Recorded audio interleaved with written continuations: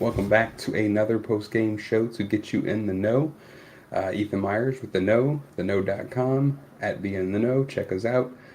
This may be the last post-game show we're going to do of the season. We'll see. We need some assistance, some help, whatever you may call it, since the Tampa Bay Buccaneers, um, only scored 9 points, still won the game, unfortunately for us.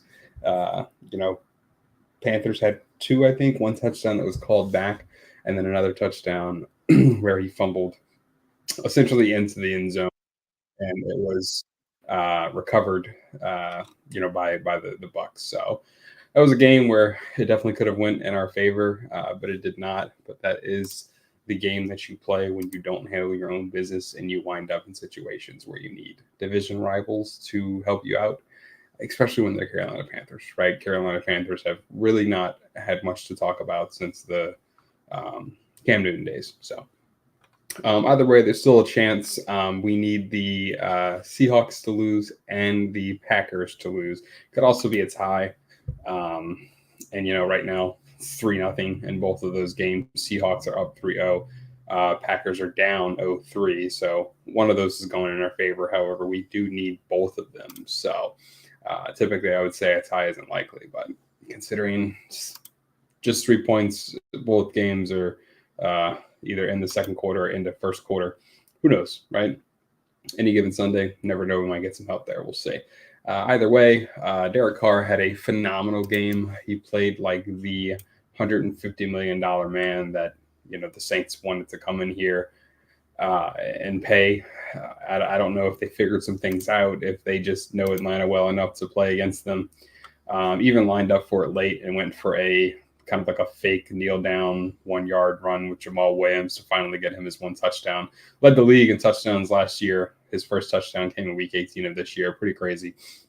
But the Saints have had red zone issues all season, right? We've had issues at running back with, AK being suspended, Kendre Miller being out, Jamal Williams being out, just a lot of different variables, which kind of lead to things like that happening. But nonetheless, 48-17. Arthur Smith was not happy with Dennis Allen at the end of the game. Dennis Allen said that he needs to apologize, excuse the language, but fuck that, right? No. I don't know who was on the broadcast that I was listening to. I know it was Matt Ryan. I believe it was Barbara. I don't know. But, he said this is football. Come out and play. Stop him. Arthur Wright has a right to be aggravated, pissed off. Be pissed off at your defense, not the Saints. Do your job, right? We caught some flack with that with the Pelicans, last season with Zion dunking, whatever. It's sports. Professionals. Do your job. Stop them. Um, you know, I digress. Nonetheless, Derek Carr, big game. Like I said, 4 touchdowns, 264 yards, and 22 for 28 on passing. Just phenomenal stats across the board. Rookie A.T. Perry had a big game. I told you that it felt like a good bet at plus 700 for him to get a touchdown, and he got 2. A.T. Perry, three catches, 2 touchdowns. Just really guys in general, really efficient on the ground or through the air and on the ground today. Jamal Williams, 2 yards a carry. Derek Carr had a QB draw, which felt crazy, but it worked. He got 6 yards. Kendre Miller, 5.6 yards average. Taysom Hill, 8.5 yards average. And then through the air, you had multiple guys with 3 catches. Taysom Hill with 4 catches. And then a touchdown for Rashid, a touchdown for Olave, and 2 touchdowns for A.T. Perry. A lot of conversation about, do you trade Marshall Lattimore? Do you trade Michael Thomas? I think we'll be fine if they do decide. I love Michael Thomas. He loves the city. I love how much passion he has for the game and to play here and all of those things. But if the Saints do decide to move on for Michael Thomas on the offensive side of the ball, I definitely think we're set up for success. A.T. Perry is a big guy. I said it pregame. He can kind of run those tight end box out style plays, and he did that. Flexed over somebody. Was surprised he didn't get a penalty, but I'm happy he didn't. But again, if that's the route they decide to go, then we'll be fine. On the other side of the ball, I don't think there's an athleticism issue, right? The guys that we have are talented enough. it just sometimes seems like we overthink simple things, like, sitting down in a part of a zone versus, going to the next guy, leaving guys wide open, things like that. Alontae Taylor has been kind of been checked twice this year. And it seems that he's bounced back both times, right? In the first half, he was struggling. Second half, he came out and got the interception right away. So, don't play with Alontae is one of my favorite phrases, and I hope it continues for seasons to come. But I say all to say, if you do decide to move on from Marshawn Lattimore, that feels like a little more of a weird one. Is I would miss Marshawn, right? Again, he embraces the city, he loves the city. Dennis Allen selling out the players when they made the decision to get Jamal Williams a touchdown by saying it was unacceptable is ridiculous. No, I absolutely agree. I think Dave said it on Twitter. Out of all the things that I've said I wanted him to be fired for, this is like the most thing that I've wanted him to be fired for, and I definitely agree. To be a coach in New Orleans, to stay down here, you have to have a certain amount of pettiness. The Saints and the Falcons do this ALS thing every year, which is phenomenal. But that's just, really, that's outside the lines, right? Inside the lines, the Saints and the Falcons rivalry is dirty. It's mean, it's rough, and that's how we like it to be. And I'm sure the players enjoy it as well. I'm sure they have friends on that other sideline. But that doesn't mean you don't play football, right? And I 100% agree. I think of Dennis Allen,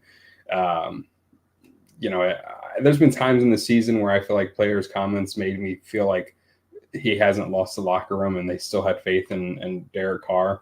But yeah, it definitely felt like he was passing the buck there. He could have said that, hey, my guy hasn't had a touchdown all season. We had some issues getting there to the 1 yard line, but we wanted to prove that, he can still do it. That's why we brought him in, and he did it. Simple as that. Was it wrong? Maybe, but we did it anyway, right? Own up to it. But instead, he was like, the guys really wanted to give him that touchdown. That's soft. Like, don't do that as a head coach. Don't do that as a leader. I'm sure if Derek Carr called that audible at the line of scrimmage to get that touchdown for whatever reason, that's a conversation you have with Derek Carr, right? That's not a conversation you have in front of the media. You go talk to Derek Carr one-on-one. You don't, say it was something the guys wanted to do. No, it's something we wanted to do. We all wanted to see Jamal Williams get a touchdown. I've wanted to see him get a touchdown for 17 weeks now, or 16 weeks, whatever it is, minus the bye week. So yeah, I absolutely agree. Unacceptable of him to say that, if nothing else. But speaking of Jamal Williams, there was the other conversation that I had earlier in the pregame. Really, if you listen to the pregame and bet what I told you to bet, you were doing pretty good. The only thing that I think didn't hit was the Cordell Patterson. I said he's feels like he's a touchdown machine against the Saints. Saints kind of held him in check today, or really more so the Falcons just didn't really use him as much as I feel like they normally should or would. Only 5 carries. I don't think he had any receptions. I don't even know if he was targeted in the the whole entire game. I don't know, to be honest with you. Feels like they didn't use him the way he should have been used. But you had a great touchdown for Kendra. You had a touchdown for Jamal. You had 2 touchdowns for A.T. Perry. You take all those things and combine them. It's a pretty good day for betting. But it makes you wonder how often he or Carmichael are being ignored when it comes to play calling. Yeah, that's an interesting aspect, because I always felt like there were some times in the Drew Brees era where there was like something different going on with the play calling. And I always said, like, I wonder if this is Carmichael versus Peyton calling the plays, or if this is Peyton versus Sean calling the plays, or what's going on here. But yeah, maybe it's the opposite. Maybe it's literally like the players out there doing what the players do. Since we got Pell's Press in the building, I'll talk about the Pelicans. Sometimes I think the biggest thing that ails the Pelicans is they force a play, right? They're trying too hard to get the ball to somebody. Sometimes you just got to let a player play, right? AD says it on the broadcast, play the play, not the man, and I think the Pelicans do a job at that. But Jameis cemented himself in infamy for the play call in the 504. Yeah. Yeah. Leave it to God when you got Jameis on the field. I almost said court talking about basketball, but yeah, Jameis, he's gonna make it happen, whether we like it or not, and whether it happens negative or positive. Jameis will make it happen, and he's gonna call an audible. And he's gonna like, oh yeah, I like this defense. I'm gonna call what I want to call and score a touchdown. And we know he can. He can sling that ball. So we'll see. Jameis has some eligibility free agency wise. Even though he extended that deal, it doesn't affect his free agency. I don't know how you write a new deal for 2 more years, and I don't know all the cap semantics that they have in the NFL that Mickey Loomis is an expert at. But nonetheless, Jameis will hopefully still be there just for moral support in the locker room and everything like that through the next season. He's fun to watch on the sideline, and I think very often back to, I think it was an overtime game. I can't even remember, but they asked Drew Brees what was the audible that he called, and he routed off some like 17-word play. And he just talked about he liked what he saw, and we wanted to winning overtime in like one play. That's sometimes what you need from your quarterback, from your leaders. You just need them to make a decision and stick to it. And if the decision doesn't work out, take ownership for that decision. The decision worked out, to go for it on, a fake kneel or whatever you want to call that play. But also, like, you're on the 1 yard line, man. Like, play football, right? I can understand if the Saints were like back at like the 37 of their own 37. What's the point of like going for it? What's the point of lining up to do that fake? There is no point, right? But you're 1 yard away from the end zone. Like, what else are you gonna do? That's so silly to like get angry over something like that. But nonetheless, we'll kind of hop back into the situation currently for the Saints. We need a Cardinals win and a Bears win. Bears are currently up 3-0. It's been kind of chippy. I've had the game on in the background. It's a rivalry game, similar to the Saints and the Falcons in the sense that they're going to chirp, they're going to talk, they're going to have a lot of fun. And the Seahawks, I don't know. As much as I was literally just about to say, as much as I want the Saints to go to the playoffs, I just don't see the Seahawks losing to the Cardinals. We'll see, right? I mean, anything can happen. I think the Bears have a much better chance of beating the Packers.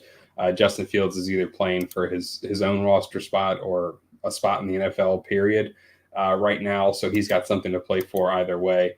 But the Cardinals, they're 4-12. It's going to be tough to expect them to win anything.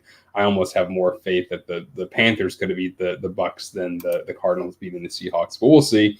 Both of those games are in the second quarter now. Like I said, this Bears and Green Bay game will be a lot more interesting than that Seahawks and Cards game, just purely because of the rivalry. But nonetheless, we'll kind of play it by ear. We may see you guys come playoffs. We may not. Either way, we'll be back next season. Thank you for tuning in. If you did tune in throughout this season, this has been Ethan Myers with The Kneaux, with the show to get you in the know. Make sure you check us out, www.theknow.com, at Be in the Know on most social platforms, and make sure you check out our guy, Pels Press. He's in the comments. He does Pelicans coverage for us pretty much everywhere, YouTube, Twitter, Instagram, whatever it may be. So, yeah, absolutely. We'll see you guys next week, or not.